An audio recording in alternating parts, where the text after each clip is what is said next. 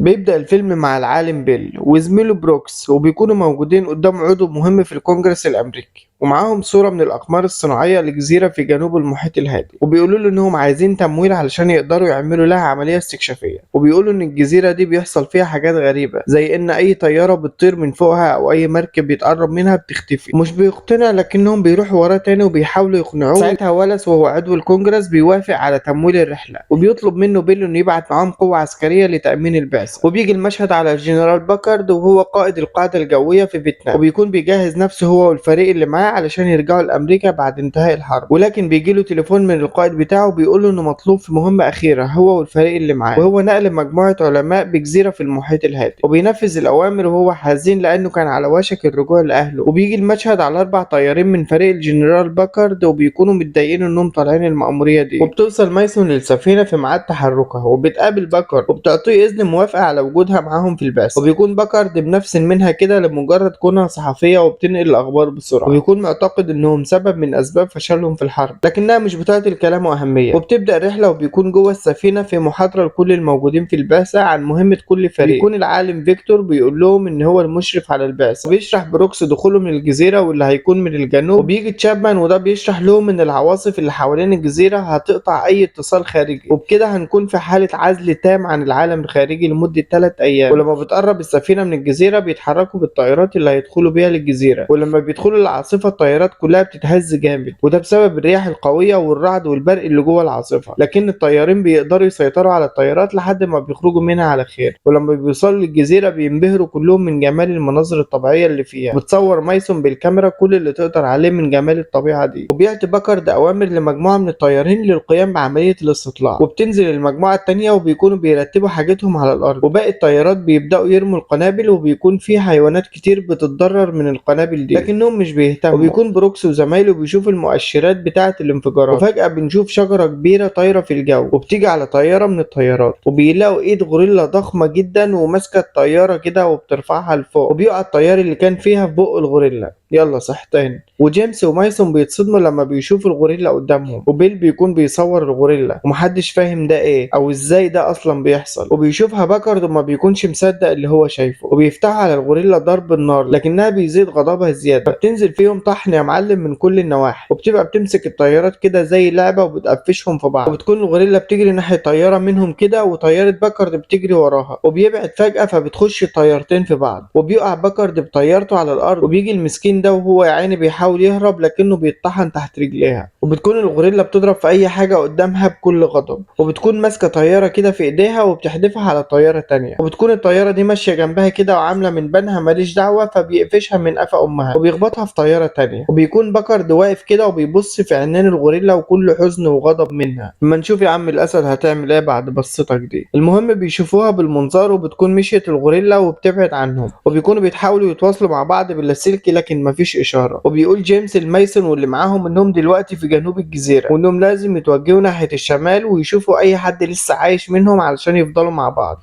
وبيكون تشابمان بيحاول يتواصل مع اي حد باللاسلكي، وبيكون باكارد معاه جندي مصاب لكنه بيأمر زمايله يساعدوه عشان يتحركوا مع بعض. ولما بيتحركوا بيتلاقوا في مجموعة تانية من زمايلهم، وبيجي المشهد على باكارد وهو قدام بيل وبيهدده بالسلاح، وبيسأله عن الكائنات دي وهل اذا كان عارف انها اصلا موجودة من قبل ما يجوا ولا لا، وانه رمى القنابل دي علشان حاجة معينة. وبيكون المجموعة التانية ماشيين في وسط حاجة كده زي غابة، وفجأة بيعدوا على بحيرة وبيقابلوا جاموسة ضخمة جدا قدامهم، وبيخافوا منها قوي، وبيرفع واحد منهم عليها السلاح، لكن جيمس بيقوله نزل سلاحك لانها مش هتضرنا. وبيجي المشهد على باكارد وباقي الجنود بعد ما دفنوا زمايلهم اللي ماتوا، وبيقول باكارد انهم مش هيموتوا هدر ولازم ناخد حقهم. وبيجي المشهد على واحد من الجنود واللي كان بيشرب ميه، وفجأة بيبص باقي المجموعة عليه بيلاقوا حاجة ضخمة جدا دخلت جوه بقه، وطبعا بيكون مات. وبيبص لفوق بيلاقوا حشرة جراد ضخمة جدا، ودي كانت رجليها. بيضربوا كلهم عليها نار لكنها بتقدر تاخد واحد منهم كده وتسحبه لفوق، فبيقترح واحد منهم انهم يقطعوا في رجليها، وبيعملوا كده فعلا لحد ما بيقدروا يوقعوها وبيخلصوا عليها. وبيوصل فريق جيمس لمكان كده تحسه مهجور، وبتكون مايسون بتصور بالكاميرا، لكن فجأة بيلاقوا نفسهم محاصرين من مجموعة ناس شكلهم غريب وبيرفعوا عليهم السلاح، والقبيلة دي بيكونوا بيهاجموهم بأسلحتهم. وقبل الاشتباك بيجي واحد كده بيتكلم عادي زينا وبيقول لهم نزلوا سلاح، بيقول لهم انا مش مصدق انكم اخيرا جيتوا، وبيقول انه استنى 8 سنين و11 شهر، وبيعرفهم بنفسه وانه هانك مارلو من الفوق 45 واللي كان هنا على الجزيرة قبل 9 سنين تقريبا، وبيكون عنده خبرة في المكان بسبب قعدته الطويلة هنا، وبيقول إن في حاجات تانية كتير لسه ما شافوهاش. وبيجي المشهد على تشابمان وبيكون عند بحيرة كده لوحده، وبيبص وراه فبيشوف الغوريلا وهي ماشية وراه كده عادي، فبيتخض جدا من حجمها الرهيب، وبيروح جري يتدارى ورا صخرة بسرعة. وبتكون الغوريلا مصابة في ايديها وبتكون عطشانة، فوهي بتشرب بتلاقي حبار ضخم جدا بيهاجمها، وبيكون بيلف حواليها كده، لكنها بتكون قوية جدا لدرجة انها بتدوس على راسه وبتفعصه، وبتقدر تقطع اجزاء من اطرافه وبترميها، وبتاكل جزء منها وبتسحبه كده وبتمشي. طبعا كل ده قدام الزبون اللي بيتفرج على فيلم رعب لايف.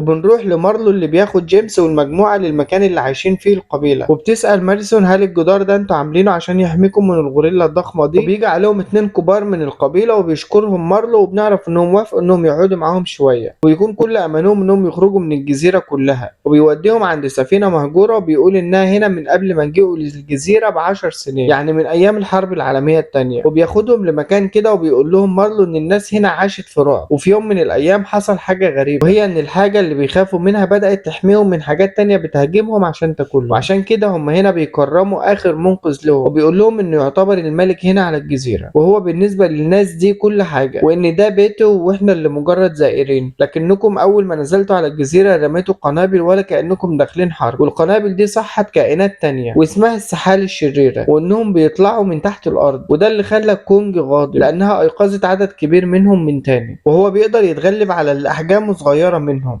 لكن لحد دلوقتي الضخم بتاعهم لسه ما خرجش، ونتمنى كلنا انه ما يخرجش، لان هو اللي قتل والدي كونج، وكونج هو اخر سلالته، واعتقد من غيره محدش هيقدر يواجه السحالة دي. فبيقول له جيمس ان في دعم جاي للشمال ولازم نكون هناك خلال 3 ايام، واعتقد انك تحب تيجي معانا. فبيتريق عليه علشان عايز يوصل لهناك في 3 ايام، وده صعب جدا طبعا. وبنروح للمجموعة التانية اللي فيها الجنرال باكارد، واللي بيشوفوا مجموعة من الطيور الغريبة بتطير من على شجرة كده. وبنرجع تاني لمجموعة جيمس، وبيكون مارلو بيوريهم السفينة القديمة اللي قدر يجمعها من بقايا طيارتين واقعين، وكان بيساعدوا فيها جندي ياباني بعد ما كانوا اعداء في الحرب، لكنهم بقوا اصدقاء علشان يقدروا يرجعوا الحياة من تاني، لكنه بطل يشتغل على السفينة دي من بعد ما مات. وبتسمع مايسون صوت غريب وبتروح عليه، فبتلاقي جاموسة من الضخام دول وبتعاني علشان في طيارة متكسرة واقعة فوقها، فبتحاول تساعدها مايسون، لكن بتكون الطيارة تقيلة جدا عليها. صراحة مش عارف هي ليه ما ندهتش عليهم عشان يساعدوها يعني، بس ما يهمش. المهم فجأة بتتفاجئ بكونج واقف قدامها وبيشيل الطيارة من على الجاموسة وبيرميها بعيد، وبتكون منبهرة مايسون من مدى ضخامة كونج اللي بيبصلها كده وبيسيبها وبيمشي.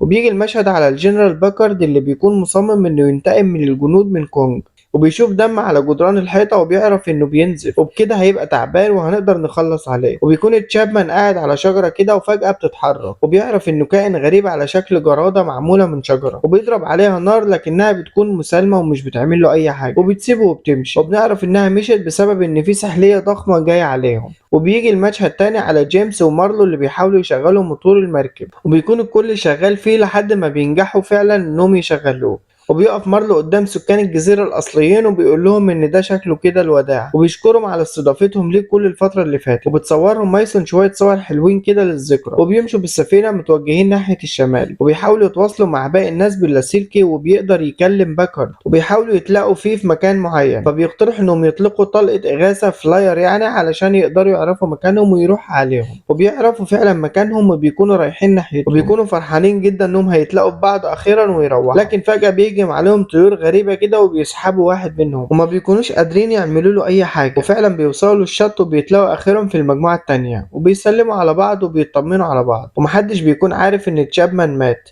وبيعرفهم مانك هارلو بنفسه وبيقول له هنرجع للوطن كلنا ان شاء الله. هو ما قالش ان شاء الله يعني، بس مش مشكلة مشيه. المهم يا صديقي بيقول له باكارد ان مش هنتحرك من غير ما نجيب تشابمان، وانه موجود في الجهة الغربية. وبيستغرب جدا مارلو انهم عايزين يروحوا بجد ناحية الغرب لانها منطقة خطر جدا، وبيقول لهم هنا بيعيش اصحاب الجماجم، لكن بيصمم باكارد انه مش هيمشي الا لو انقذ كل ما يمكن انقاذه. وبيقرروا يتحركوا كلهم مع بعض، وبيروحوا لمكان شكله غريب كده وبيكون فيه ريحة غريبة، وبيكون وبيكون مارلو لسه بيحذرهم وبيقول لهم ان دي جثث عائلات كونج اللي موتوهم السحالة الضخمة، لكن باكارد بيكون مصمم يكمل طريقه وبينزل فعلا في المنطقة دي وكلهم بيروحوا وراه وبيمشوا كلهم ماسكين اسلحتهم وبيكونوا خايفين. وبيل بيكون بيصور المناظر دي علشان عايز يثبت ان ده حقيقي، وبيكون واحد من الجنود مولع سيجارة ولما بيرميها بتتفاعل مع الغاز المنتشر في المكان ده وبتعمل انفجار ضخم جدا، ويا دوب ثواني وبتكون السحالة الضخمة دي كلها صحيت وجاية عليهم واحدة منهم، وبيكونوا كلهم اتداروا منهم لكنها بتكون قريبة قوي منهم وبيكونوا كلهم مرعوبين منها لكنها مش بتشوفهم وبتمشي. وبيكون بيل بيكمل تصوير لكن الكاميرا لما بتعلق منه وبتعمل فلاش كتير فبترجع تاني السحلية على الصوت وإضاءة الفلاش وبتاكل بيل وبيفتحوا عليها ضرب النار من كل ناحية وبتكون متدارية في البخار اللي مالي المكان. وبيكون مارلو واقف بسيف كده وكله بيكون واقف مستعد ليها، فبتيجي على مارلو فجأة لكنه بيقدر يصيبها إصابة كبيرة بالسيف اللي معاه وبيضرب عليها عسكري بالمتعدد لكنها بتروح تضربه ضربة كده وبتطيره. وبتكون السحلية بتجري ورا مايسون وكل العساكر بيضربوا عليها بالرصاص وبيضربوا عليها لهب نار كده وبتكون بتتقلب لكن برضه بتكون لسه عايشة وتنفجر القنابل اللي كانت مع العساكر من النار القوية اللي حواليهم وبيطلع عليهم طيور كتير شكلها غريب. وبتكون مايسون متدارية كده وبيكونوا بيحاولوا يقاوموا قدر الإمكان، وبتروح مايسون جري ناحية باكارد وبيكون معاها ولاعة وبترميها على حاجة كده فبتنفجر في السحلية وبتموت أخيرا. وبيقفوا من تاني وبيقول لهم مارلو إن الكائن اللي كان هيقطعنا حتت ده أبسطهم. وبيكون باكارد مصمم ينقذ تشابمان لحد ما بيوريه جيمس السلسلة بتاعة تشابمان وده معناه إنه مات، فبيكون مصمم باكارد برضو إنه هيكمل وكل ده علشان زي ما قلت لك يا صديقي إن هدفه إنه يموت كونج انتقاما للجنود اللي مات مش أي حاجة تاني. فبيحاول جيمس ومارلو يفهموه إن كونج مش شرير وإنه ما قتلش تشابمان وإنه معتدى عليه مش معتدي، وبيرفعوا كلهم أسلحتهم على بعض. فبيتفقوا في الآخر إنه هيروح هو والعساكر اللي معاه وإن جيمس واللي معاه هيروحوا للمركب وبيه هيروحوا لنقطة الالتقاء اللي في الشمال. فبيتفرقوا كل واحد بيروح من ناحية ومارلو زعلان وبيقول لازم نمنعه إنه يأذيه. وبيكون جيمس واللي معاه ماشيين وبيتوهوا في الطريق، فبيكون جيمس عايز يروح لمكان عالي علشان يشوف فين النهر. وبيكون باكارد والمجموعة اللي معاه بيعملوا كمين لكونج وعاملين نار علشان يجي عليها. وبيوصل جيمس لمكان عالي وبيشوف النهر لكنه مش بيشوف المركب. وبتكون معاه مايسون وفجأة بيلاقوا قدامهم كونج وبيبص لهم من قريب وأول مرة ما يكونوش خايفين منه. وبتقرب منه مايسون وبتحرك ايديها على وشه بالراحة فبيبص لها كده وبيسيبهم وبيمشي. وبيرجع تاني جيمس المجموعة بتاعته بيقول لهم ان احنا لازم ننقذ كونج وما نخليش باكارد يأذيه. وبيكون باكارد مستني كونج يجي عليه وعينه كلها شر. وبيروح فعلا كونج على النار وبيرمي باكارد عليه نار كده وبيكون حاطط على المية جاز او مادة قابلة للاشتعال يعني، فبتولع المية كلها وفيها كونج. بيعتقدوا ان هم كده قدروا يخلصوا عليه لكن بيتفاجئوا كلهم ان من وسط النار دي بيطلع وبيسحقهم كده بايده وبيدوس على الاخ ده وبيطحنه في الارض لكنه من التعب بيقع على الارض. وبيكونوا بيجهزوا قنابل علشان يرموها عليه ويقضوا عليه خالص لكن بيلحقوا جيمس وبيقولوا ان اللي بتعمله ده غلط وبيرفعوا السلاح على بعض من تاني. وبيقول باكارد انه قتل رجالتي وبيقول مارلو انه كان بيدافع عن ارضه مش اكتر وبيقول له سيب المفجر ده من ايدك. فبيبدأ العساكر يقتنعوا بيوجهوا اسلحتهم ناحية باكارد القائد بتاعهم. وفجأة كلهم بيسمعوا صوت عالي جدا جاي من البحيرة وبتظهر السحلية الضخمة وبيكون كونج لسه نايم في الارض تعبان. فبيهربوا كلهم وبيكون باكارد لسه واقف مذهول من المنظر. وهنا بيفوق كونج لكن برضه باكارد بيكون لسه بمنتهى الغباء وهيضغط على المفجر لكن السحلية بتدوس عليه برجليها وبيقوم لها كونج بسرعة علشان يواجهها. وبيكون المجموعة كلها هربت وبيقول جيمس المايسون اضربي طلقة فلاير وبيكونوا كلهم خايفين من السحلية دي. فبيقرر البطل ده يضحي بنفسه ويعطلها شوية على ما هم يهربوا ويفتح القنابل اللي معاه وبيقول لها تعالي وفاتح ايديه كده لكن للأسف بيموت على الفاضي لأنها بتعطيه سوبلكس كده بديلها وبترميه بعيد وبينفجر لوحده بعيد عنها. وبتفضل تجري وراهم السحلية وقبل ما بتوصل لهم بيظهر كونج ناطط فوق راسها كده ومعاه صخرة كبيرة وبيضربها بيها ويفضل يضرب فيها شوية لكنها بتكون قوية قوي. وبتطلع مايسون لأعلى الجبل وبتضرب الفلاير وبيمسك كونج شجرة كده وبينضفها ويلسعها واحدة في راسها وبتقع على الأرض لكنها بتخبطه بديلها وبترميه بعيد وبيقع وسط شوية سلاسل وجنازير قديمة وبيبقى متعلق فيها ومش عارف يخرج منها ازاي. وبيكون بيتهجم عليه بأريحية لكن بيركب البطل ده المتعدد ويضرب عليه نار فبتسيب كونج وبتروح ناحيته. وبيكون كونج بيحاول يخرج من السلاسل دي بكل قوته لكن لسه مش قادر. وبتكون السحلية رايحة ناحية اللي بيضرب بالمتعدد وبيلاقي كونج ان السلسلة دي اخرها مروحة قديمة فبيستجمع قوته وبيشدها بمنتهى القوة وبتضرب مايسون على السحلية فلاير تاني وبتيجي في عينيها فما بتكونش شايفة كويس. وقبل ما بتوصل لهم بيكون كونج قام وبيحدفها بالمروحة وبيقدر يمسكها وبيخنقها بالسلسلة وبيحدفها على الجبل اللي واقف عليه مايسون فبتقع مايسون في النهر وبتكون قامت السحلية من تاني ولسه بتهاجمه وبيضربها كونج جامد جامد بالبوكس بالمروحة ويمد ايده التانية علشان يلحق ميسون من النهر، لكن السحلية بتقوم عليه تاني وبتعضه من ايده اللي فيها البنت، وبيبقى عايز يسحبها من ايده بلسانه اللي بيبقى طويل قوي، وبيكون لفه على ايده علشان ما يقدرش يقاوم. لكن كونج بيكون قوي جدا لدرجة انه بيشد ايده جامد وبيطلع لسانه واحشائه كلها معاه،